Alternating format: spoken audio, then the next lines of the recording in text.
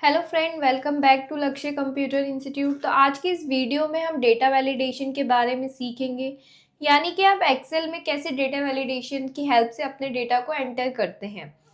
Data validation क्या होता है? डेटा वैलिडेशन एक ऐसा फंक्शन होता है एक्सेल में कि जिसकी हेल्प से आप अपने सेल में अपने अकॉर्डिंगली डेटा टाइप करवा सकते हैं। जैसे आपके पास पर्टिकुलर कोई एक सेल है, जैसे आप मेरे पास ये सेल्स है और मुझे सिर्फ इनमें वो आईडी एंटर करनी है जो ग्रेटर देन 10 हो और लेस देन 50 हो। तो आप इसमें डेटा वैलिडेशन की हेल्प से ये वैलिडेशन या ये सेटिंग कर सकते हैं कि इन सेल में सिर्फ ग्रेटर देन 10 वाली ग्रेटर देन 10 और लेस देन 50 वाली वैल्यू ही एंटर हो सकती है।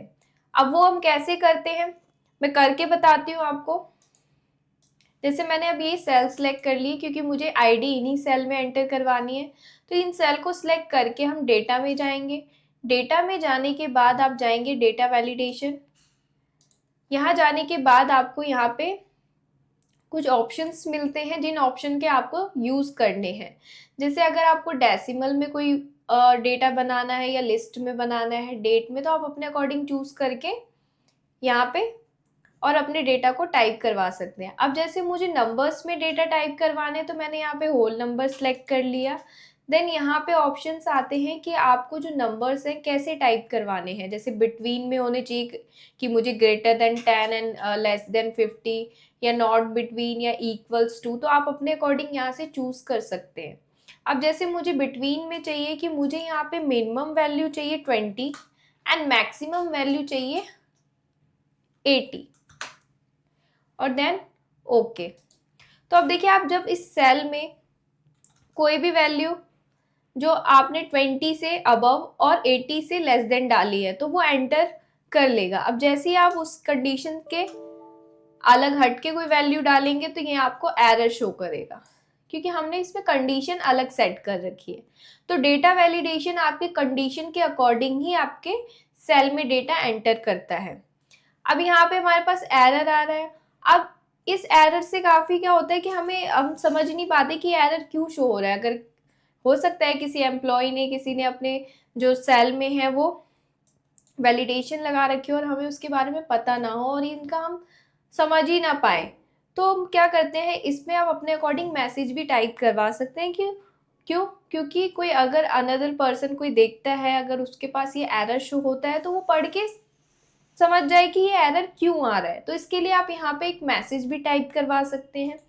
तो मैसेज टाइप करवाने के लिए पहले हम इस पे से वैलिडेशन हटा लेंगे, यहाँ पे जाएंगे आप और यहाँ पे क्लियर ऑल कर देंगे, देन ओके। अब आपको यहाँ पे सिलेक्ट करना है वापस से सारे सेल। सिलेक्ट करने के बाद सेम डेटा वैलिडेशन पे जाएंगे। यहाँ पे एरर अलर्ट का ऑप्शन दिखेगा आपको एरर अलर्ट पे जाना है। यहाँ से स्टॉप, क्योंकि हमें स्टॉप करवाना है कोई भी अगर रॉन्ग वैल्यू अगर इसमें पुट कर रहा है तो आपको स्टॉप करवानी है। टाइटल क्या रखना है आप अपने अकॉर्डिंग, जैसे मुझे एम्प्लॉय आईडी मैंने टाइटल रखा, और यहाँ पे आप मैसेज जो भी आपको एरर मैसेज टाइप करवाना है वो, तो यहाँ पे अपने अकॉर्डिंग ही मैसेज टाइप कर दीजिए।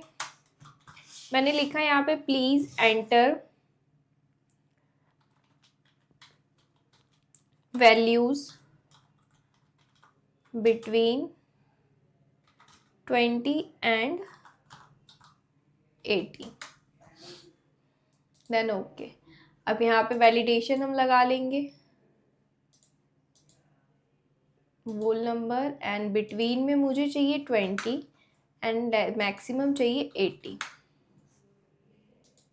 ओके। अब देखिए, जैसे ही आपने यहाँ वैल्यू आप एग्जैक्ट वैल्यू एंटर करेंगे तो यहाँ पे कोई एरर शो नहीं करेगा। अब यहाँ पे देखिए आपके पास मैसेज वही टाइप और शो कर रहा है जो आपने टाइप किया है कि please enter value between 20 and 80। तो इस तरीके से आप मैसेज भी अपने अकॉर्डिंगली टाइप करवा सकते हैं।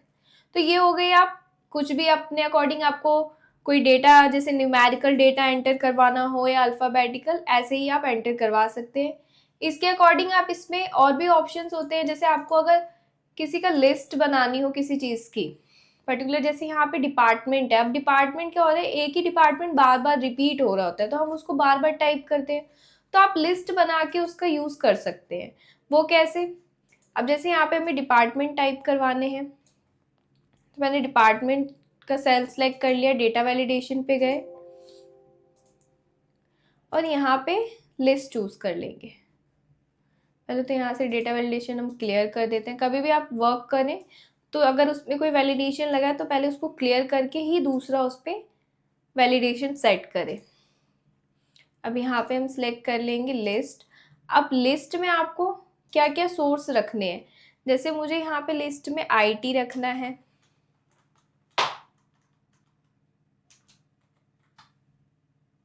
अब हमने यहाँ पे आईटी रख लिया, एचआर, फाइनेंस का रखना है, सेल्स का रखना है।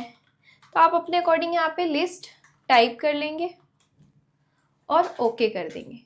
तो यहाँ पे देखिए हमारे पास लिस्ट डेटा वैलिडेशन की हेल्प से लिस्ट बन गई है। अब यहाँ पे आपको जो भी टाइप करवाना है आप यहाँ पे टाइप करवा सकते हैं। थोड़ा सा इसका साइज इंक्रीज कर देते हैं, बोल्ड कर देते हैं ताकि आपको क्लियर दिखाई दे। देखिए, तो यहाँ पे आप अपने अकॉर्डिंग लिस्ट के अकॉर्डिंग डेटा एंटर यहाँ पे डायरेक्टली करवा सकते हैं। तो इस तरीके से आप लिस्ट क्रिएट करके भी वर्क कर सकते हैं। ऐसे ही यहाँ पे एम्प्लॉय नेम की अगर आपको लिस्ट, आप डायरेक्ट सोर्स सेलेक्ट करके भी, जरूरी नहीं है कि आप टाइप करके ही लिस्ट सेलेक्ट क्रिएट कर सकते हैं, आप डायरेक्टली सोर्स को सिलेक्ट भी कर सकते हैं। वो कैसे? जैसे अब यहाँ पे हम गए, हमें डेटा वैलिडेशन लगाना है, हमने सेल सेलेक्ट किया, डेटा में गए, डेटा वैलिडेशन।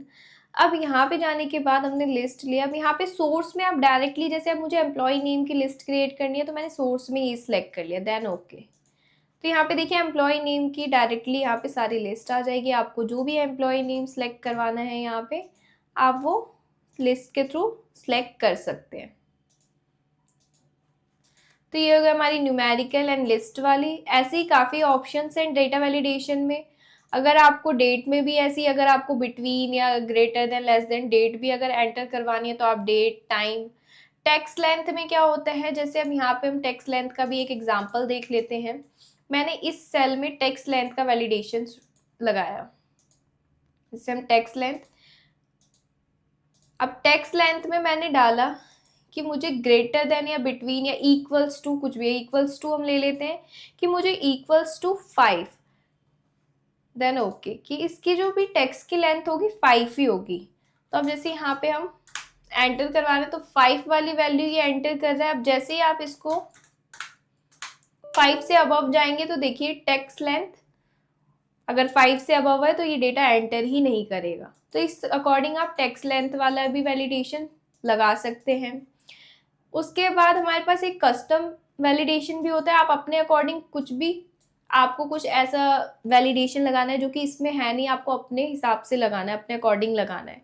तो आप यहाँ से कस्टम पे जाके यहाँ पे फॉर्मूला भी वो शो कर सकते हैं जिस पे भी आपको। अब जैसे यहाँ पे ये सेल है, मैंने सेल सेलेक्ट किया, देन वैलिडेशन पे जाके मैंने कस्टम चूज कर लिया। अब मैंने कस्टम में लिखा फॉर्मूला, कुछ भी आप फॉर्मूला अप्लाई कर सकते हो, सम का, काउंट का। अब मैंने यहाँ पे इज इक्वल टू, देन मैंने ये लिखा कि ये सेल जो है मेरा ग्रेटर देन से 50 हो, इसमें जो वैल्यू हो ग्रेटर देन 50 हो, देन ओके। अब देखिए इतने में अगर आपने कोई भी वैल्यू एंटर करवाया तो भी इसने एंटर नहीं किया क्योंकि हमने उसमें कस्टम वैलिडेशन लगा रखा है। तो ये होता है आपका डेटा वैलिडेशन। बहुत सिंपल सा इसका यूज़ है और बहुत ही यूज़फुल चीज़ भी है जो कि आपको बहुत ही हेल्प करता है आपके डेटास पे। तो अगर आपको ये वीडियो समझ में आई हो तो प्लीज़ हमारे चैनल को लाइक सब्सक्राइब करें, और अगर इसमें कुछ भी गलती है या आपके कुछ भी डाउट्स हैं तो प्लीज़ कमेंट करके हमें बताएं। अब मैं मिलती हूँ आपसे नेक्स्ट वीडियो में।